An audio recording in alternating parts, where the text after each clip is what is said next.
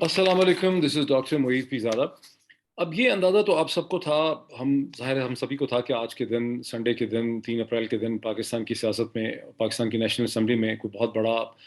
Drama ہوگا، بہت بڑا دھماکہ ہوگا، یا تو عمران خان صاحب کی، پرائم منسٹر عمران خان کی حکومت گر جائے گی، اور اگر بچی تو کسی بڑے معجزے سے بچے گی، کوئی بہت عجیب و غریب چیز ہوگی، شاید بہت سے ممبران جو ہیں PPP کے، PMLN کے، شاید وہ ٹرن اپ نہیں کریں گے، کچھ نہ کچھ ایسا ہوگا، کیونکہ پرائم منسٹر عمران خان بڑے کانفیڈنٹ نظر آ رہے تھے، اور ان کے جو قریبی حلقہ ہے اس سے مسلسل یہ بات ایمنیٹ کر رہی تھی کہ پرائم منسٹر عمران خان اتوار کے دن میں اپوزیشن کو نیشنل اسمبلی کے اوپر بہت بڑا سرپرائز دیں گے۔ وہ سرپرائز کیا ہوگا، اس حوالے سے بڑی انٹینس اسپیکولیشن تھی، کسی کو ٹھیک طرح سے اندازہ نہیں تھا۔ میرا خیال ہے کہ پرومیننٹ ٹیلی ویژن اینکر پرسن، یعنی کانوں میں تو ہمارے بھی باتیں پڑ رہی تھیں، لیکن کامران خان صاحب جو ہیں ان کو بہت بہتر اندازہ تھا کہ کیا ہونے والا ہے، اور اس کا میں اس لیے کہتا ہوں کہ ان کے 2 ٹویٹ ایسے تھے جس میں انہوں نے کہا کہ شہباز شریف صاحب نے اور آصف علی زرداری صاحب نے بڑی غلطی کر دی ہے، ان سے بھول ہو گئی ہے، ان سے مس ججمنٹ، مس کیلکولیشن ہو گئی ہے، اور پرائم منسٹر عمران خان نے جو ان کو اسمبلیاں توڑنے، ان کو یہ آفر کی تھی کہ ارلی الیکشن کرائے جا سکتے ہیں، اسمبلیاں توڑی جا سکتی ہیں اگر آپ اس کو اپنی جو اپنی قرارداد ہے عدم اعتماد کی، اس کو واپس لے لیں، لیکن انہوں نے ایروگنس کی، انہوں نے بے وقوفی کی، مس ججمنٹ کی، اور انہوں نے اس کو ایکسیپٹ نہیں کیا، جس کے نتیجے میں اب ان کو بہت زیادہ نقصان اٹھانا پڑے گا، اور ان کو ان کے عمران خان کوئی ایسی موو کریں گے جس کے نتیجے میں ان کے پاؤں تلے زمین نکل جائے گی۔ تو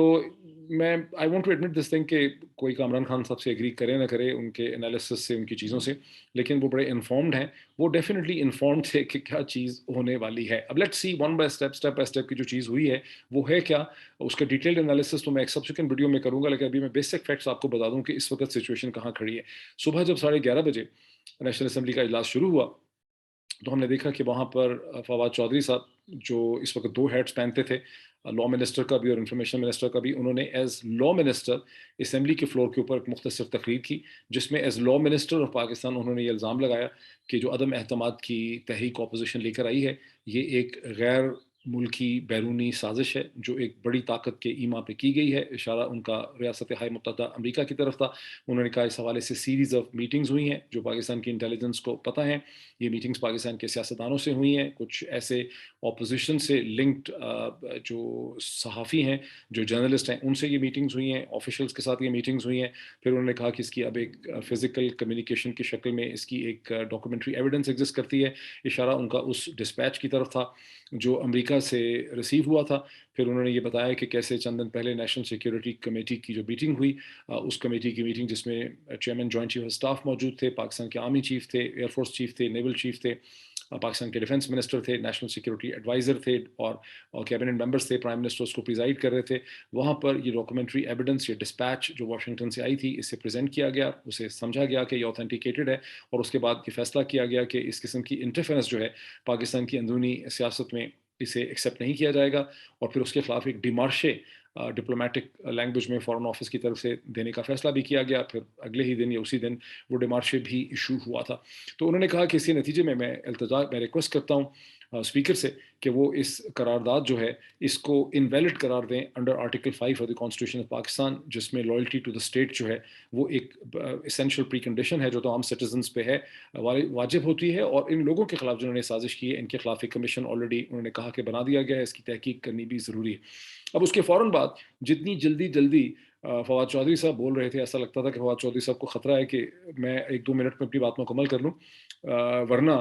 کہیں کوئی وقت گزر نہ جائے۔ اسی طرح اتنی جلدی ہی جو ڈپٹی اسپیکر قاسم سوری صاحب پریزائڈ کر رہے تھے اسپیکر صاحب کی جگہ، انہوں نے یہ اپنی رولنگ دی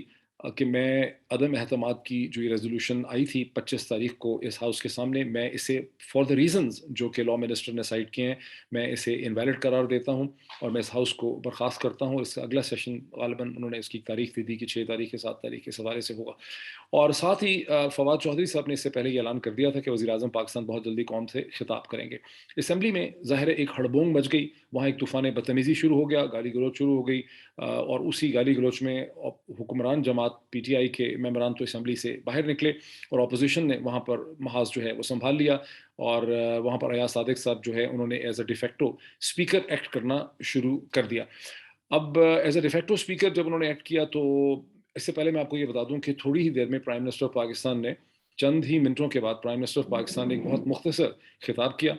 قوم سے جو پاکستان کے 30+ news and current affair channels پہ براہ راست دکھایا گیا، جس میں انہوں نے یہ کہا کہ قوم کو مبارکباد دی کہ ہم نے ایک غیر ملکی سازش، بیرونی سازش کو ناکام بنا دیا ہے، ہم نے قوم ریاست کو بچا لیا ہے، اور ساتھ ہی انہوں نے کہا کہ میں نے پریزیڈنٹ آف پاکستان کو اسمبلی میں بھیج رہا ہوں، یہ بھیج دی ہے تاکہ نیشنل اسمبلی کو برخاست کیا جائے۔ اور اس کے 10-15-20 منٹ کے بعد ہی ہمیں پتہ چلا کہ پریزیڈنٹ آف پاکستان نے ان کی اسمبلی کو، نیشنل اسمبلی کو برخاست کرنے کو ایکسیپٹ کر لیا ہے، جس کے نتیجے میں پاکستان کی حکومت جو ہے، پرائم منسٹر تو پرائم منسٹر ہیں، صدر تو صدر ہیں، لیکن کابینہ جو ہے وہ تحلیل ہو گئی ہے، اور اس وقت کوئی منسٹر، کوئی ایس اے پی ایم اور کوئی ایڈوائزر جو ہے ایگزسٹ نہیں کرتا۔ ایک طرف تو یہ ہو رہا تھا، اور دوسری طرف نیشنل اسمبلی کے اندر جو اپوزیشن ہے، جس میں پی ٹی آئی کے 20 ڈسیڈنٹ بھی شامل تھے، ان سب نے وہاں پہ محاذ سنبھال لیا، فرنٹ سنبھال لیا، درمیان میں لائٹ بھی بند ہوئی، پھر لائٹ دوبارہ کھول دی گئیں، اور نیشنل اسمبلی کے جو ایکس اسپیکر تھے پی ایم ایل این کے زمانے کے،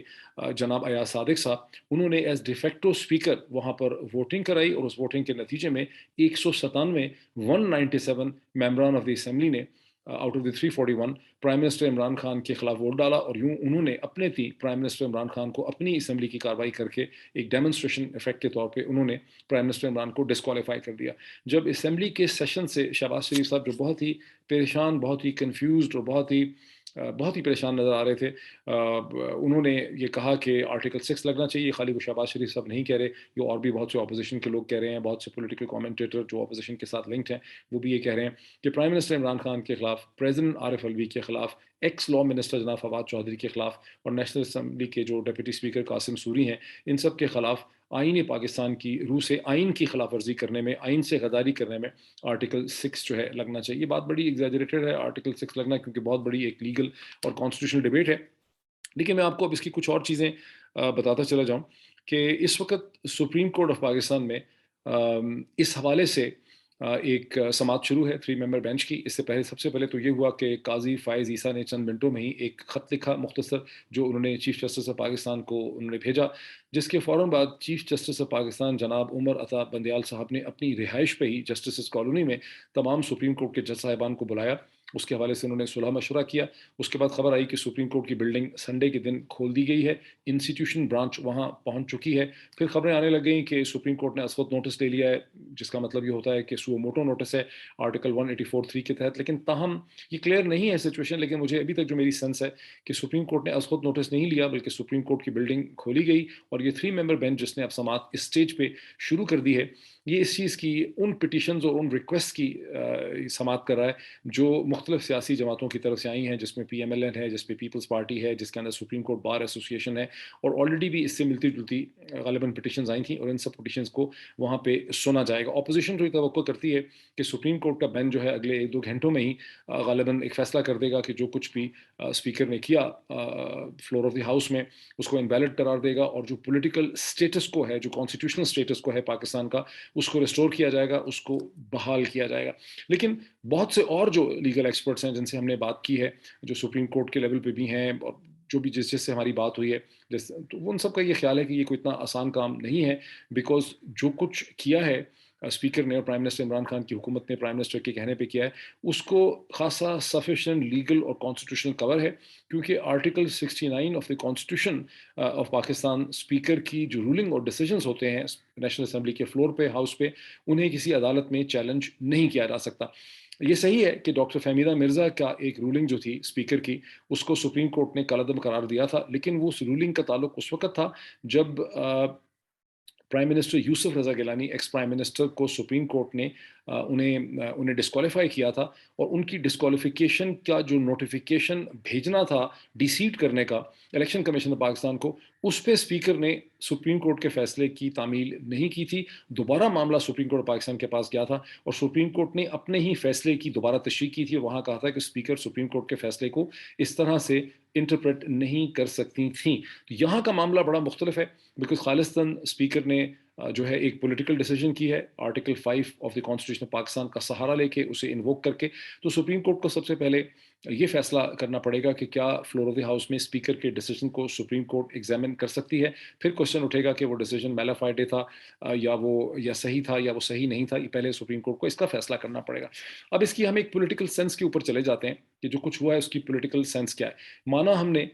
کہ جو کیا گیا of the floor of the house, national assembly کے فلور کے اوپر اسپیکر نے جو فیصلہ لیا ہے وہ کانسٹیٹیوشنلی کنٹروورشل ہو سکتا ہے، وہ لیگلی کویسچنیبل ہو سکتا ہے، لیکن جو چیز کی گئی ہے اس کی جو پولیٹیکل سینس ہے وہ میں سمجھتا ہوں کہ پاکستان کے لیے بہت بہتر ہے، اور اس کی وجہ یہ ہے کہ پاکستان میں سیاسی محاذ آرائی اور پولیٹیکل پولرائزیشن اس وقت جو سیاسی جماعتیں ہیں، پی ٹی آئی جو حکمران جماعت تھی وہ، دوسری طرف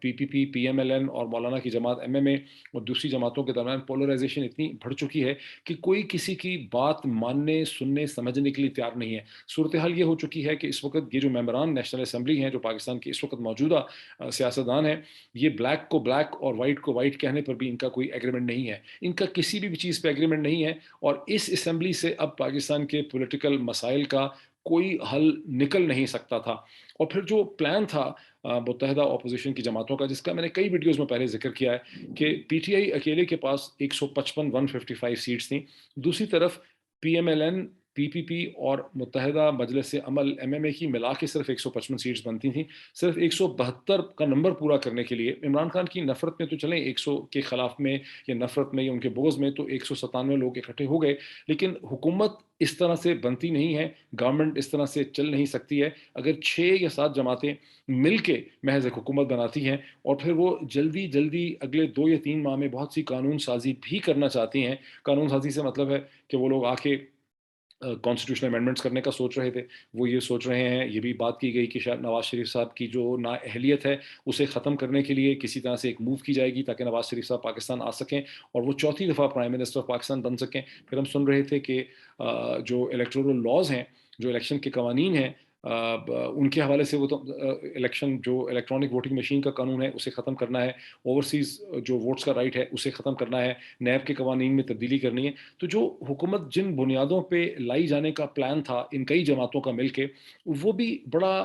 بڑا کلینڈسٹائن تھا، اگر آپ بہت ہی پولائٹلی اس کو کہیں تو بہت ہی انکنونسنگ تھا جن بنیادوں پہ ایک نئی حکومت لائی جا رہی تھی۔ تو یہ تو بات بڑی واضح تھی کہ اگر یہ حکومت آج فال کر جاتی ہے تو بھی اگلے 3 یا 4 مہینے میں بہت بڑا پولیٹیکل کیاس ہوگا۔ پھر ایک اور بھی چیز ہے جو آج صبح سے بہت سننے میں آ رہی ہے کہ اگر آج حکومت گر جاتی اور خود اسمبلیاں نہ توڑنے کا فیصلہ کرتی تو پھر ایک نئی حکومت آنی تھی جس نے 2 ڈھائی مہینے چلنا تھا۔ اس حکومت کا پلان یہ تھا کہ وہ اپنے آپ کو ڈیزالو کرے گی، اسمبلیاں ڈیزالو کرے گی، اس کے بعد وہ ایک انٹرم سیٹ اپ کرے گی، جو انٹرم سیٹ اپ میں 2 مہینے چلنا تھا، اس کے بعد الیکشن ہونا تھا۔ تو اس کا مطلب یہ ہے کہ اگلے 6 یا 7 مہینے میں اکتوبر یا نومبر تک پاکستان کی سیاست نے اور پاکستان کی معیشت نے، پورے پاکستان کے معاشرے نے بہت غیر یقینی صورتحال کا شکار رہنا تھا، جس سے پاکستان کی معیشت جو سدھرتے نظر آ رہی تھی اس نے بہت بری طرح سے افیکٹ ہونا تھا۔ تو میں یہ سمجھتا ہوں اور بہت سے اور لوگ بھی یہ سمجھتے ہیں، اور اس پہ آپ لوگوں کے میں کامنٹس بھی دیکھوں گا، کہ جو فیصلہ کیا گیا اس میں یس، اس کے اندر لیگل سوال اٹھ سکتے ہیں،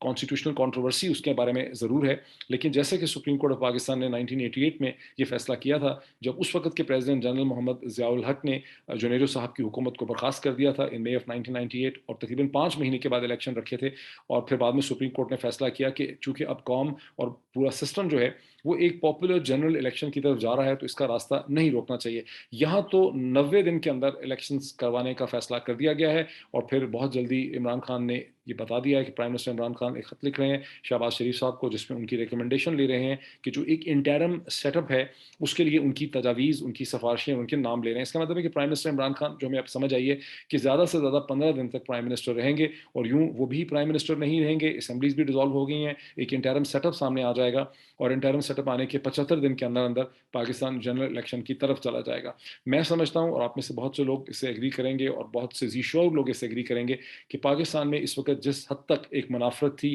خاص کر کے جس چیز سے مجھے بہت زیادہ مجھے پریشانی ہوتی ہے وہ سول ملٹری ڈیوائڈ تھی جو اس پوری پالیٹکس کے نتیجے میں پاکستان میں پیدا ہو رہی تھی، جو پاکستان کی پوری قومی سلامتی کے لیے، پاکستان کے نیوکلیئر پوسچر کے لیے، پاکستان کی فارن پالیسی کے لیے بڑی خطرناک تھی۔ تو اس میں انڈر دی سرکمسٹانسز پاکستان کے اندر فریش الیکشن کروانا، عوام کا مینڈیٹ لینا، ان تمام وجوہات، تمام سرکمسٹانسز ہمارے سامنے آئے، اس میں بیسٹ پاسبل پولیٹیکل راہ جو ہے، جو سولوشن ہے کہ پاکستان میں جلد از جلد 90 دن کے اندر اندر فریش الیکشن کروائے جائیں اور قوم کا مینڈیٹ لیا جائے، اور پھر جب نئی اسمبلی آئی جس میں بہت زیادہ لوگ جو اس وقت اس اسمبلی میں تھے، خواہ وہ تحریک انصاف سے ہوں، پی ایم ایل این سے ہوں، پی پی پی سے ہوں، کسی اور جماعت سے ہوں، وہ شاید اب اس نئی اسمبلی میں واپس آ بھی نہیں سکیں گے. ایک فریش مینڈیٹ ہوگا، فریش مائنڈز ہوں گے، فریش چہرے ہوں گے، اسی کی اسٹیج پہ ہمیں ضرورت ہے. تو میں کوشش کروں گا کہ چند گھنٹوں میں جب سپریم کورٹ کے سیشن جو ہے صورتحال ذرا واضح ہو جاتی ہے تو دوبارہ ہم اس کا ایک انالیسس جو ہے وہ ہم کر لیں گے. Thank you so much for the time being.